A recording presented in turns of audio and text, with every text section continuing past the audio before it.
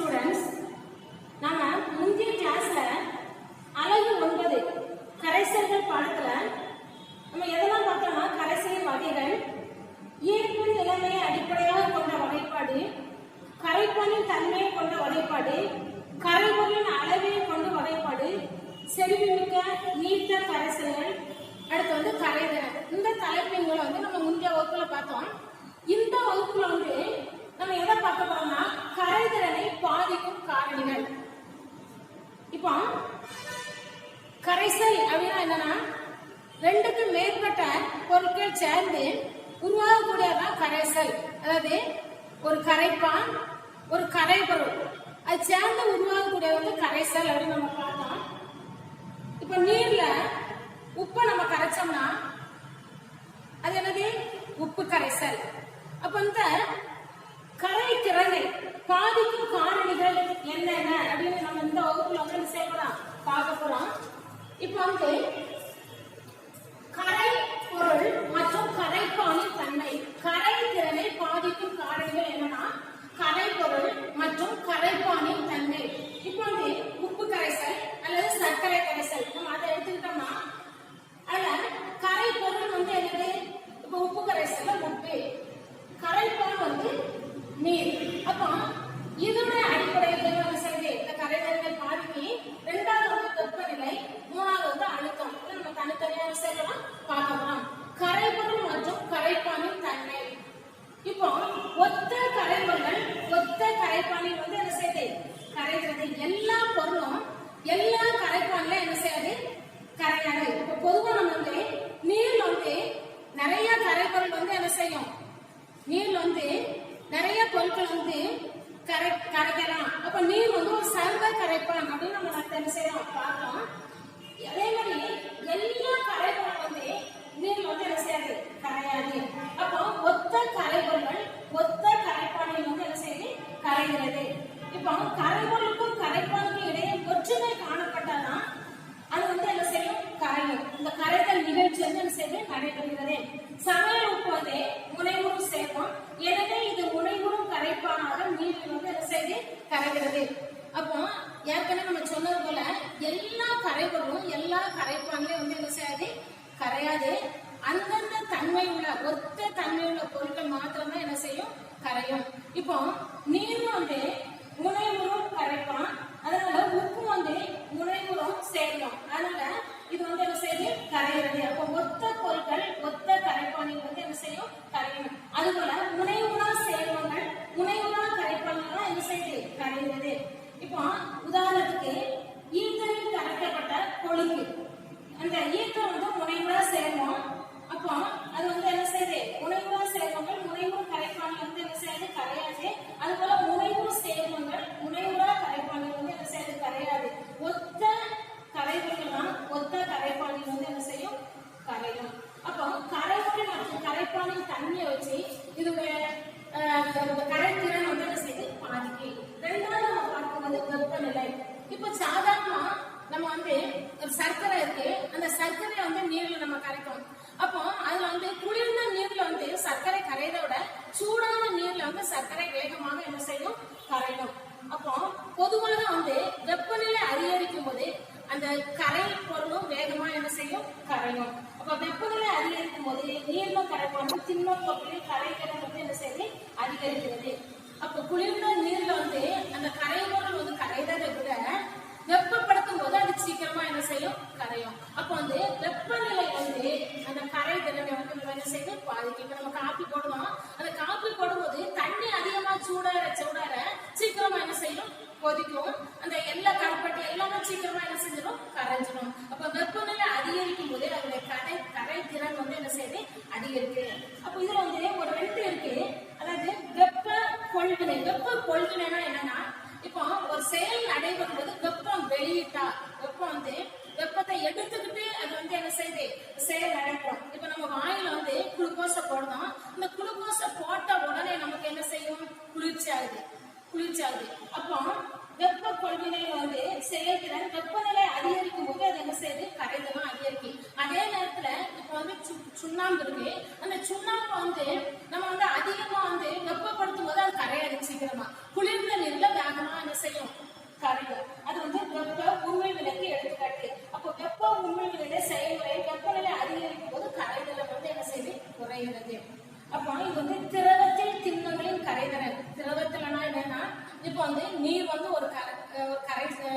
கரைசல், அதாவது நீர் வந்து என்னது ஒரு கரைப்பான். அந்த கரைப்பான்ல இப்போ வந்து உப்போ அல்லது சர்க்கரையை நம்ம போடுறது ஒரு திண்ம பொருள். அப்ப திண்ம பொருளுடைய கரைதிறன் வந்து வெப்பநிலை அதிகரிக்கும் போது என்ன செய்யுது, கரைதிறனும் என்ன செய்யுது, அதிகரிக்கு. அதே மாதிரி திரவத்தில் வாயுக்களின் கரைதிறன், திரவத்துல வாயுக்களின் கரைதிறன். இப்ப பொதுவா வந்து நீரை வெப்பப்படுத்தும் போது நம்ம என்ன செய்யுது, கும்பலா வரும். அப்ப அதிகமாகும் போது அது என்ன செஞ்சது, அந்த வாயுவின் கரைதிறன் வந்து குறைஞ்சிருது. அப்ப வாயுவின் கரைதிறன் குறையும் போது என்ன செய்யுதுன்னா அதோட ஆக்சிஜன் அளவு குறைஞ்சிடும். அப்ப நீரை வெப்பப்படுத்தும் போது வாயுவின் கரைதிறன் என்ன செஞ்சிருது, குறைஞ்சிருது. அப்ப ஆக்சிஜனுடைய அளவு என்ன செஞ்சிடும், குறைஞ்சிடும். அதனாலதான் குளிர் பிரதேசங்கள்ல வந்து நீர்வாழ் உயிரினங்கள் அதிகமா வருது. ஏன்னா குளிர்ந்த நீர்ல ஆக்சிஜனுடைய அளவு வந்து என்ன இருக்கும், அதிகமா இருக்கு. குளிர்ந்த நீர்ல ஆக்சிஜனுடைய அளவு என்ன செய்யும், அதிகமா இருக்கு. அப்ப இதுல வந்து வெப்பநிலை நம்ம எடுத்துக்கும் பொழுது திரவத்தில் திண்மங்களின் கரைதிறன், அதாவது வெப்பநிலை அதிகரிக்கும் போது இந்த கரைதிறன் என்ன செய்யுது, அதிகரிக்கு. இப்போ நம்ம நீர்ல வந்து சாதாரண குளிர்ந்த நீர்ல நம்ம ஒரு பொருட்களை நம்ம உப்பையோ அல்லது சர்க்கரையோ நம்ம போட்டு கரைக்கிறத விட அதை வெப்பப்படுத்தும் போது அதிகமா என்ன செய்யும், சீக்கிரமா என்ன செஞ்சிடும், கரைஞ்சிடும். அப்ப வெப்பநிலை அதிகரிக்கும் போது கரைதிறன் அதிகரிக்கு. அதே மாதிரி திரவத்தில் வாயுக்களின் கரைதிறன், திரவத்துல வந்து அதாவது நம்ம நீரை சூடுபடுத்தும் போது அதோட அந்த குமிழ்கள் வந்து வாயு கரைதிறன் வந்து என்ன செஞ்சிருக்கு, குறைஞ்சிருது. அப்ப அதோட ஆக்சிஜன் அளவு குறைஞ்சிடும். ஆனா குளிர் பிரதேசத்துல வந்து அந்த நீர்நிலைகள்ல அதிக அளவு ஆக்சிஜன் செய்து உள்ளது. அதனாலதான் நீர்வாழ் உயிரினங்கள் குளிர் பிரதேசத்துல அதிகமாக காணப்படும். அப்போ நீர்வாழ் உயிரினங்கள் அதிகமாக குளிர் பிரதேசத்துல காணப்படுவது காரணம் என்னன்னா அந்த ஆக்சிஜன் அளவு வந்து என்ன செய்யும், அதிகமா இருக்கு. அடுத்து வந்து அழுத்தம், அழுத்தம் அதிகரிக்கும் போது வாயுவின் கரைதிறனும் என்ன செய்து அதிகரிக்கிறது. அழுத்தத்தை நம்ம அதிகரிக்கும் போது வாயுவின் கரைதிறன் வந்து என்ன செய்து அதிகரிக்கிறது. இப்ப நம்ம சோடாலாம் இருக்கு, அதே மாதிரி செவனப் இருக்கு, அது திறந்த உடனே என்ன செய்யும், அதுல நுரைச்சு போகிட்டு அந்த கேஸ் என்ன செய்யும், அதிகமா வெளியேறும். வாயுக்களின் கரைபொருளை கொண்ட திரவ கரைசலுக்கு எடுத்துக்காட்டு என்னன்னா குளிர்பானங்கள், வீட்டு உபயோக அமோனியா. அப்போ வந்து அழுத்தம் அதிகரிக்கும் போது அதோட கரைதிறன் என்ன செய்து அதிகரிக்கிறது. அப்ப நம்ம 3 காரணங்களை பார்த்தோம். ஃபர்ஸ்ட் வந்து கரைபொருள் மற்றும் கரைப்பானின் தன்மை, இரண்டாவது வந்து வெப்பநிலை, மூணாவது வந்து அழுத்தம். அடுத்து பாருங்க கரைசலின் செறிவு. அடுத்து வந்து கரைசலின் செறிவு. கரைசலின் செறிவுனா என்னன்னா கொடுக்கப்பட்ட கரைசலில் அல்லது கரைப்பானில் கரைந்துள்ள கரைபொருளின் அளவை வச்சுதான் அந்த செறிவு. இப்ப நம்ம மேத்த நம்ம முந்தின கிளாஸ்ல நம்ம பார்த்தோம். இப்ப சாதாரண காஃபி இருக்கு, அந்த காஃபி நம்ம போடும்போது கொஞ்சம் நம்ம பாலுடைய அளவு அதிகமா இருந்தா அந்த காஃபி வந்து எப்படி இருக்கும், திக்கா இருக்கும். அல்லது நம்ம கொஞ்சம் அதிகமா தண்ணியை சேர்த்துட்டோம்னா அதனுடைய அளவு வந்து என்ன செஞ்சிடும், கொஞ்சம் தண்ணியா என்ன செய்யும் இருக்கும். அப்ப அந்த கரைந்த பொருளை வச்சுதான் அதோட செறிவு வந்து என்ன செய்யுது இருக்கு. அதான் செறிவு. கொடுக்கப்பட்டுள்ள கரைசலில் அல்லது கரைப்பானில் கரைந்துள்ள கரைபொருளின் அளவை வச்சுதான் செறிவு அதிகமான செய்யும் இருக்கும். இப்போ வந்து நம்ம காப்பி போட்டோம், இப்போ 1 ஸ்பூன் சீனி போட்டோம்னா கொஞ்சம் லைட்டா வந்து என்ன செய்யும், நம்ம இனிப்பு இருக்கும். ஒரு அதை விட நம்ம கூட போடும்போது அது வந்து என்ன செய்யும், திக்காவும் இருக்கும். அந்த சுகருடைய அளவும் என்ன செய்யும், இனிப்புடைய அளவும் அதிகமாயிடுது. அப்ப கரைசலின் செறிவுனா கொடுக்கப்பட்டுள்ள கரைசலில் அல்லது கரைப்பானில் கரைந்துள்ள அந்த கரைபொருளின் அளவை வச்சுதான். இப்போ வந்து உப்பு கரைசல்னா அந்த உப்பு தான் என்னது கரைபொருள், அந்த கரைபொருளின் அளவை வச்சுதான் அந்த கரைசலின் செறிவு வந்து என்ன செய்யுது இருக்கு. அடுத்து வந்து நிறை சதவீதம். அடுத்த தலைப்பு வந்து எனக்கு நிறை சதவீதம். இப்போ நிறை சதவீதம்னா என்னன்னா நிறை சதவீதம் என்பது ஒரு கரைசலில் உள்ள கரைபொருளின் நிறையை. இப்போ உப்பு கரைசல் அதுல வந்து கரைசலில் உள்ள கரைபொருளின் நிறையை சதவீதத்தில் குறித்தால் அக்கரைசல் நிறை சதவீதம் எனப்படும். அதாவது நிறை சதவீதம்னா என்னன்னா ஒரு ஃபார்முலா கொடுத்துருக்காங்க. நிறை சதவீதம் சீக்கிரத்து கரைபொருளின் நிறை பை கரைசலின் நிறை. கரைபொருளின் நிறை பை கரைசலின், கரைசல் போது கரைபொருளின் நிறை பிளஸ் கரைப்பானின் நிறை ரெண்டும் சேர்ந்து கரைசலின் நிறை இன்று 100. அப்ப நிறை சதவீதம் சீக்கிரத்து நிறை சதவீதம்னா என்னன்னா அதாவது ஒரு கரைசலில் உள்ள, இப்ப கரைசல் உப்பு கரைசல் இருக்கு, சர்க்கரை கரைசல் இருக்கு, அந்த கரைசலில் உள்ள நிறையை வந்து சதவீதத்தில் குறித்தால் அந்த கரைசல் நிறை சதவீதம் எனப்படும். இப்ப இதுல கணக்கு கூட கொடுத்துருக்காங்க. நீங்க பேஜ் நம்பர் 126ஆம் பக்கத்தை நீங்க எடுத்துட்டீங்கன்னா அந்த கணக்கெல்லாம் கொடுத்துருக்காங்க. அதாவது 5% சர்க்கரை கரைசல் என்பது 5 கிராம் சர்க்கரை 95 கிராம் நீரில் கரைத்து கிடைக்கும் கரைசல் தான் கரைசலின் மொத்த நிறை வந்து 100 கிராம். இதுல நம்ம கணக்கை வந்து என்ன செய்யலாம். இப்ப இதுலயுமே இந்த கரைசலின் கரைபொருள் நிறைய W by W அப்படின்னு நம்ம சொல்லலாம். W by நிறை by நிறை, வெயிட். W வந்து வெயிட் by வெயிட்.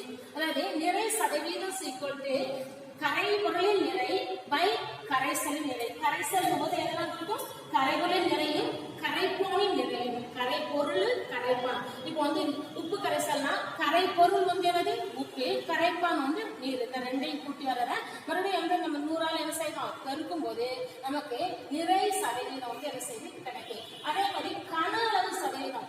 அப்போ கன அளவு சதவீதம்னா அது எதுல? ஒரே ஒரு மாற்றம் தான். நிறை சதவீதத்துல இருந்து ஒரே ஒரு மாற்றம் தான். நம்ம பார்த்தோம் கன அளவு சதவீதம் என்பது ஒரு கரைசல் உள்ள கரைபொருளின் கன அளவு, அது சதவீதத்தில் குறித்தால் அங்க நிறையின் அளவு வந்து சதவீதத்தில் குறிக்கும். இங்க வந்து கன அளவின் இந்த சதவீதத்தை வந்து என்ன செய்யணும்? கன அளவுல குறிச்சோம்னா, அதாவது நிறைய வந்து சதவீதத்துல குறிச்சா நிறை சதவீதம், கன அளவின் அளவை வந்து சதவீதத்துல குறிச்சா அது வந்து கன அளவு சதவீதம். அந்த ஒன்னே ஒண்ணு மாற்றம். அங்க வந்து நிறை வெயிட், இங்க வந்து கன அளவு, அதாவது V. நம்ம வந்து என்ன எழுத்துல போயிடனா V by V. இல்லைன்னா வெலாசிட்டி கன அளவு V by V. அப்ப வந்து கன அளவு சதவீதத்துக்கும் நிறை சதவீதத்துக்கும் ஒன்னே ஒண்ணுதான் மாற்றம். அங்க நிறை சதவீதத்துல நிறைய வந்து சதவீதத்துல குறிக்கும், இங்க வந்து கன அளவு சதவீதத்துல என்ன செய்யலாம்? குறிக்கும். இதை வச்சு பின்னால உங்களுக்கு கணக்கு கொடுத்துருக்காங்க. அது ஈஸி தான். நீங்க அந்த கணக்கு வந்து என்ன செஞ்சிடலாம்? செஞ்சு பார்த்துடலாம். பின்னால கொடுத்துருக்காங்க. அடுத்து வந்து என்ன தலைப்புல இருக்குன்னா நீரேறிய உப்புக்கள் மற்றும் படிகமாக்கல் நீர். நீரேறிய உப்புக்கள் மற்றும் படிகமாக்கல் நீர். இப்ப நீரேறிய உப்புக்கள் வந்து எடுத்துக்காட்டு கொடுத்துருக்காங்க. அதுக்கு முன்னால நீரேறிய உப்புனா என்னன்னு பார்க்கும்போது அயனி சேர்மங்களை நீரில் கரைத்து தெவிட்டிய கரைசலை உருவாக்கும் போது நம்ம ஏற்கனவே பார்த்துக்கோம். தெவிட்டிய கரைசல்னா என்னது? இப்போ 100 கிராம் நீர்ல வந்து 36 கிராம் உப்பு வந்து நம்ம சேர்க்கணும். உப்போ அல்லது சர்க்கரையை சேர்க்கும் போதே அது வந்து ஒரு தெவிட்டிய கரைசல் வந்து என்ன செய்யுது? உருவாகுது. அதான் வந்து தெவிட்டிய கரைசல் நம்ம பார்த்தோம். அப்போ அயனி சேர்மங்களை நீரில் கரைத்து தெவிட்டிய கரைசலை உருவாக்கும் போதே அவற்றின் அயனிகள் வந்து என்ன செய்யுதுன்னா நீர் மூலக்கூறுகளை கவர்ந்து குறிப்பிட்ட வேதி விகிதத்தில் பிணைப்பினை ஏற்படுத்துது. அதாவது அயனி சேர்மங்கள் வந்து நம்ம நீர்ல கரைக்கும் போது இந்த தெவிட்டிய கரைசலை உருவாக்கி அதுல அந்த அயனி சேர்மங்கள் வந்து என்ன செய்யுதுன்னா நீர் மூலக்கூறுகளை வந்து அதை செய்து கவர்ந்து வேதி பிணைப்பை உருவாக்குறதுக்கு பேர் தான் வந்து என்ன செய்யுதுன்னா நீரேற்றம். இப்போ இந்த அயனி சேர்மங்கள் அவற்றின் தெவிட்டிய கரைசலிலிருந்து குறிப்பிட்ட எண்ணிக்கையிலான நீர் மூலக்கூறுகளுடன் சேர்த்து படிகமாகிறது. இப்போ சாதாரணமா இப்ப நம்ம உப்பு இருக்கு, அந்த உப்பு கல் வந்து அது என்னது பாரு, அதை வந்து நம்ம படிகம் என்ன செய்யலாம் சொல்லலாம். இந்த படிகங்களுடன் காணப்படும் நீர் மூலக்கூறுகளின் எண்ணிக்கையே படிகமாக்கல் நீர் எனப்படும். அப்ப நீரேற்றம்னா அந்த பிணைப்பை ஏற்படுத்துறது. அயனி சேர்மங்கள் வந்து நீரில கரைந்து தெவிட்டிய கரைசலை உருவாக்கும் போது அந்த அயனிகள் வந்து அந்த கரைபொருள் உள்ள அயனிகள் வந்து நீர் மூலக்கூறுகளை கவர்ந்து ஒரு வேதி பிணைப்பு வந்து உருவாக்குது. அதுக்கு பேர் வந்து என்னன்னா நீரேற்றம். அதுக்கு பேர் வந்து என்னது? நீரேற்றம். இப்போ அதே நேரத்துல அந்த குறிப்பிட்ட எண்ணிக்கையிலான நீர் மூலக்கூறுகளுடன் சேர்ந்து அது வந்து என்ன செய்யுது? படிகமாகிறது. அதுக்கு பேர் வந்து படிகமாக்கல் நீர். இப்போ இங்க 127ஆம் பக்கத்துல ஒரு அட்டவணை இருக்கு. அந்த அட்டவணை வந்து நீங்க என்ன செய்யுங்க, நீரேறிய உப்புகளுக்கு கொஞ்சம் எக்ஸாம்பிள் கொடுத்துருக்காங்க. அதை நீ என்ன செஞ்சுக்கோ, பார்த்துக்கோ. அதுல வந்து நீல விட்ரியால், அதாவது மயில் துத்தம், எக்ஸம் உப்பு, ஜிப்சம், பச்சை விட்ரியால், வெள்ளை விட்ரியால் அப்படின்னு கொஞ்சம் எக்ஸாம்பிள் என்ன செஞ்சிருக்காங்க கொடுத்துருக்காங்க. அதை நீங்க என்ன செஞ்சுக்கோங்க, பார்த்துக்கோங்க. இப்ப இந்த நீரேறிய உப்புக்கு ஒரு 2 எக்ஸாம்பிள் நம்ம இப்ப என்ன செய்ய போறோம், பார்க்க போறோம். நீரேறிய உப்புக்கு ஒரு 2 எக்ஸாம்பிள் நம்ம இப்ப என்ன செய்ய போறோம், பார்க்க போறோம். இப்ப இதுல வந்து காப்பர் சல்பேட், பெண்டா ஹைட்ரேட். பெண்டானா என்னன்னா 5 நீர் மூலக்கூறுகள் இருக்கு. 5 பெண்டானா 5 5 மூலக்கூறுகள் இருக்கனால அது வந்து பெண்டா ஹைட்ரேட். அப்ப காப்பர் சல்பேட்டுக்கு நமக்கு வந்து ஏற்கனவே சிம்பிள் தெரியும், CuSO4. இது வந்து CuSO4 காப்பர் சல்பேட். அது கூட 5 நீர் மூலக்கூறுகள் சேர்ந்தனால அது வந்து இதுல ஒரு புள்ளி வச்சு நம்ம வந்து 5H2O என்ன செய்யப்பட்டிருக்கோம். இது வந்து H20 நீ நினைச்சிடக்கூடாது, H2O. இது வந்து H2O நீர் மூலக்கூறுகள். H2O ஹைட்ரஜன் ஆக்சிஜன் சேர்ந்து வந்தது நீர் மூலக்கூறுகளை உருவாக்குது. அப்போ காப்பர் சல்பேட் வந்து 5 நீர் மூலக்கூறுகளோட என்ன செய்து சேர்ந்து. அதான் காப்பர் சல்பேட் என்னது பெண்டானா 5 ஹைட்ரேட் நீர் மூலக்கூறுகள் வந்து சேர்ந்து. இப்போ இதுல வந்து வெப்பப்படுத்துதல்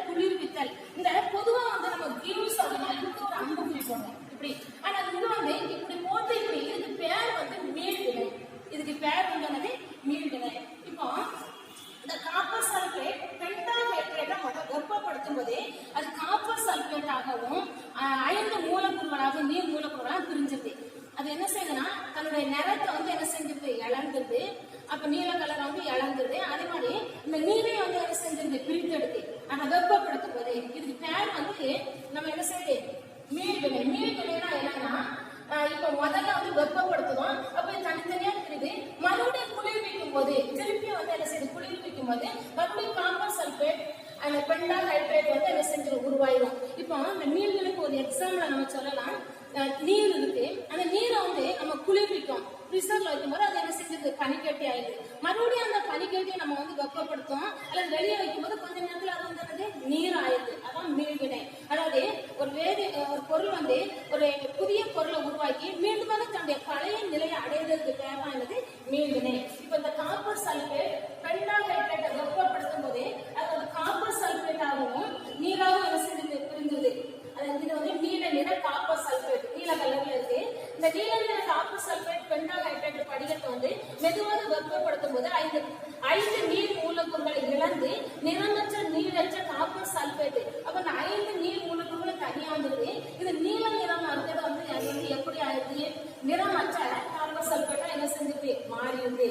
நிறமற்ற நீரற்ற நீர் தனியா போயிடுது. அப்ப நிறமற்ற நீரற்ற காப்பர் சல்பேட்டா என்ன செஞ்சது, மாறிடுது. மறுபடியும் இதை வந்து நம்ம குளிர்விக்கும் போது பழைய நிலைக்கு என்ன செய்யறாங்க, இது வந்து இது பேர் வந்து என்னது, ரிவர்சபிள் மீள்வினை. திருப்பி அதே பழைய நிலைக்கு வந்து என்ன செஞ்சது, வந்தது. அதே மாதிரி இன்னொரு எக்ஸாம்பிள் கொடுத்துருக்காங்க. Magnesium sulphate heptahydrate. ஹெப்டானா என்னன்னா 7. ஹெப்டானா என்னது, 7. இப்போ வந்து மோனோனா 1 தெரியும், டைனா 2 தெரியும். இப்போ கார்பன் டை சல்பேட். அப்போ CO2 கார்பன் டை ஆக்சைடு, அப்புறம் கார்பன் டை சல்பேட். அப்போ டைங்கும் போது அது வந்து 2. இப்ப CO2 நம்ம என்ன சொல்லுவோம், கார்பன் டை ஆக்சைடு. அதுல 2 ஆக்சிஜன் இருக்கு, அப்ப டை. அதே மாதிரி ட்ரிபிள் 3 என்ன ட்ரை அப்படிலாம் என்ன செய்வோம், ட்ரைனா என்னது 3. அதே மாதிரி இந்த வேதியியல்ல இதுல வந்து ஹெப்டானா 7 நீர் மூலக்கூறுகள் வந்து என்ன செய்யறது, காணப்படுது. அப்ப இதுலயும் பார்க்க மெக்னீசியம் சல்பேட் ஹெப்டா ஹைட்ரேட் அதை வந்து வெப்பப்படுத்தும் போது மெக்னீசியம் சல்பேட் தனியாகவும் அந்த 7 நீர் மூலக்கூறுகள் தனியாகவும் என்ன செஞ்சது, வந்தது. அதான் 7 மெக்னீசியம் சல்பேட் ஹெப்டா ஹைட்ரேட் வந்து படிகத்தை மெதுவாக நம்ம வெப்பப்படுத்தும் போது 7 நீர் மூலக்கூறுகளை இழந்து நீரற்ற மெக்னீசியம் சல்பேட்டா என்ன செஞ்சது, மாறிடுது. மறுபடியும் இதை நம்ம குளிர்விக்கும் போது அது வந்து என்ன செஞ்சது, பழைய நிலைக்கு என்ன செஞ்சிடும், வந்துடும். மெக்னீசியம் ஹெப்டா ஹைட்ரேட்டா என்ன செஞ்சது, வந்தது. அப்போ இது அவங்க என்னது, நீரிழிவு உப்புகளுக்கு 2 எடுத்துக்காட்டு நம்ம என்ன செஞ்சிருக்கோம், பார்த்திருக்கோம். அடுத்து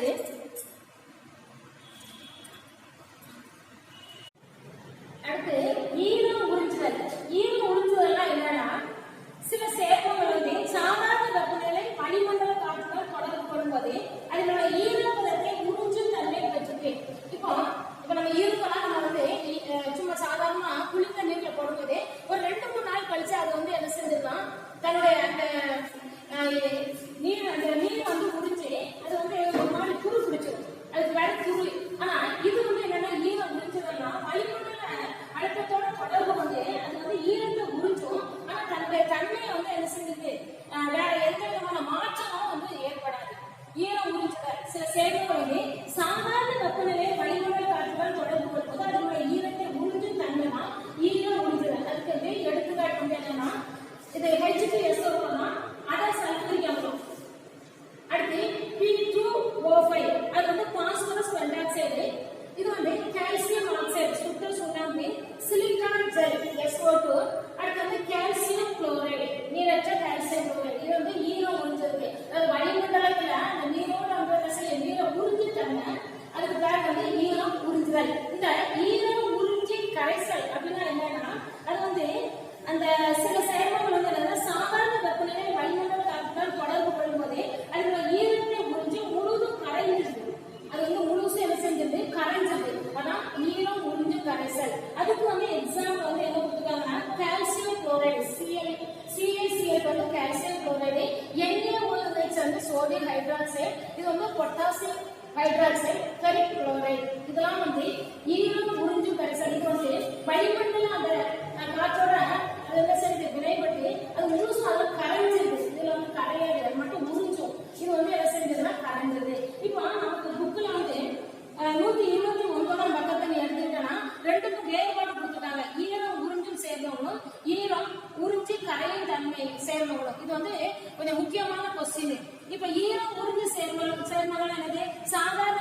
சூழ்நிலையில வந்து வளிமண்டல காற்றோட தொடர்பு கொண்டு அதனோட ஈரத்தை வந்து உறிஞ்சி, ஆனா அது வந்து அந்த சேர் கரையாது. ஆனா அதே நேரத்தில் ஈரம் உறிஞ்ச கரைசல் வந்து அந்த காற்றுடன் தொடர்பு கொள்ளும்போது அதனுள்ள ஈரத்தை என்ன செஞ்சு உறிஞ்சு கரைஞ்சது. இரண்டாவது பாயிண்ட் வந்து வளிமண்டல காற்றுடன் தொடர்பு கொள்ளும்போது தன்னுடைய இயற்பியல் நிலையை இழக்காது. ஆனா இது வந்து இயற்பியல் நிலையை வந்து என்ன செஞ்சிருக்கு, இழந்திருக்கு. மூணாவது வந்து படிக திண்மங்களாக மாற்றணும். இப்ப வந்து உப்பு கல், அது வந்து உப்பு கல் மாதிரி இருக்கு, அதே அப்படியே என்ன செய்யுது, இப்ப படிகமா இருக்கும். ஆனா இங்க வந்து இந்த படிகத்தன்மை இழந்து அது வந்து ஒரு பொடி மாதிரி என்ன செஞ்சிடும் ஆயிடும். இப்போ வந்து இது வந்து பாடம் உனக்கு வந்து முடிஞ்சிச்சு, இந்த கரைசல்கள் பாடம். நீ வந்து பேஜ் நம்பர் 133 பக்கத்தை எடுத்துக்கனா அதுல வந்து உயர் சிந்தனை வினாக்கள் வந்து 2 கொஸ்டின் கொடுத்துருக்காங்க. முதல்ல வந்து இப்ப நம்ம நடக்கிற அந்த கொஸ்டின், அந்த ஃபார்முலால உள்ள அந்த ஒரு கொஸ்டின், நீரேறிய உப்புகள், அதுல வந்து எக்ஸாம்பிள் நம்ம பார்த்தோம். ஏ என்பது நீல நிற படிய உப்பு, இதனை சூடுபடுத்தும் போது நீல நிறத்தை இழந்து பி ஆக மாறுகிறது. நம்ம பார்த்தோம்.